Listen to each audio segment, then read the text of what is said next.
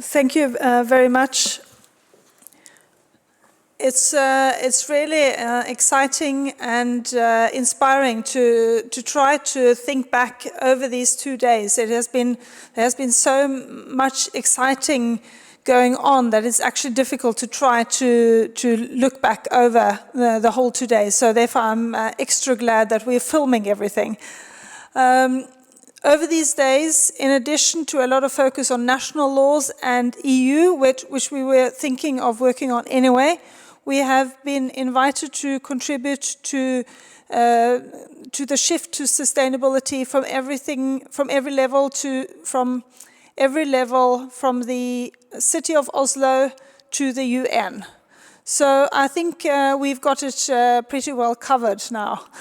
Now we just need to put it into action, and that's going to require a lot of work, and a lot of that has to be done quite quickly, as we heard in the keynote speeches starting this conference. We don't have much time. We should all have been born 50 years earlier, then maybe things would have looked better now, don't you think?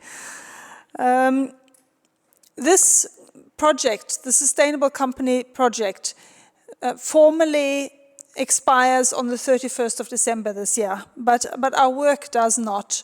And we will continue this work under the auspices of the research group Companies, Market, Society and the Environment, which you can read about in the back of the conference booklet. And over the next months, in the first half of 2014, we will do the nitty-gritty work of preparing the actual reform proposals in the form of legislative proposals, as if we had been asked by legislators on the Nordic national levels and on the EU level to do so. We think it would be easier for lobbyists, policymakers, legislators to understand what we are talking about if they actually see the real text. So we have a lot of exciting workshops and hard discussions ahead of us over the next months to get that into place. And all your contributions over these 2 days have helped a lot for that. We also have a lot of really exciting follow-up. One of them is not an initiative by this project, but it's related to this project, and we will contribute there. That's the purpose of the cooperation project, which is a network or an idea taken up by a small group in Brussels. So there will be an important meeting there in the European Parliament on the 11th of February. And then the Sustainable Companies Project team. It's actually nearly an emotional moment for me to think that these 4 years of fantastic workshops and meetings and conferences together with you is officially over, but luckily it's not really, because we'll continue working together. But the Sustainable Companies Project team has grown and grown and grown.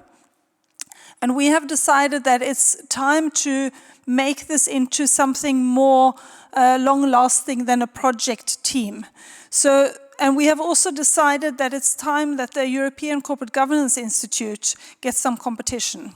So we've thought of various ways of doing that. But what is certain is that we will change our Sustainable Companies Project team into an institute. An institute inspired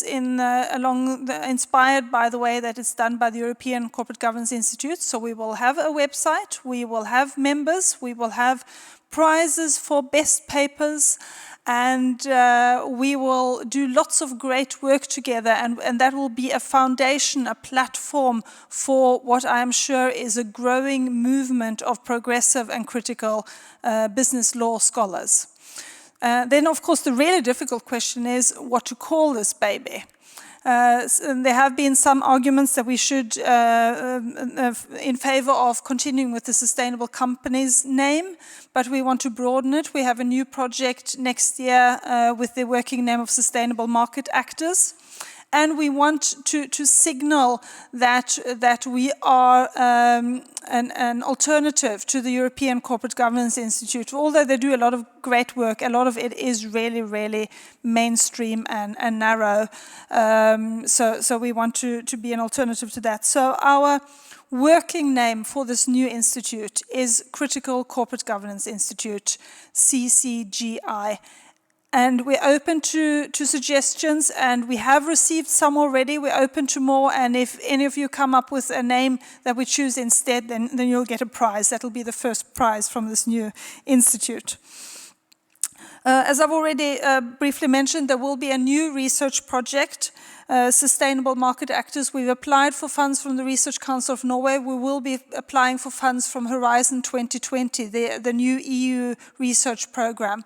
And I was so glad and inspired when I went to a meeting about this new EU framework program for research, because they're finally latched on to the fact that it's important to fund research that is not just about academic research, but they're setting up societal challenges and specifically asking us to provide research that provides recommendation on how to deal with these challenges. So, I mean, and that's what we're all about. So I think we should be able to put together a really good proposal for that as well. But regardless of whether we get funds from the Research Council of Norway, regardless of whether we get funds the first time we try for Horizon 2020, we will in some form or other start up a follow-up research project in September 2014. Thank you so much to all of the speakers, to the fantastic chairs, to the very enthusiastic audience, and to Mona and Elisabeth and Helene and Elin for fantastic administrative help and for timekeeping, which is so important, and to the technicians from ATEA who have, hopefully, if nothing goes wrong, made it possible for us to watch this over and over again. Now, you're all invited to a reception, which is over where we had the lunch in the adjacent building. We can all go there together, and let's stay in touch and keep up the good work. Thank you.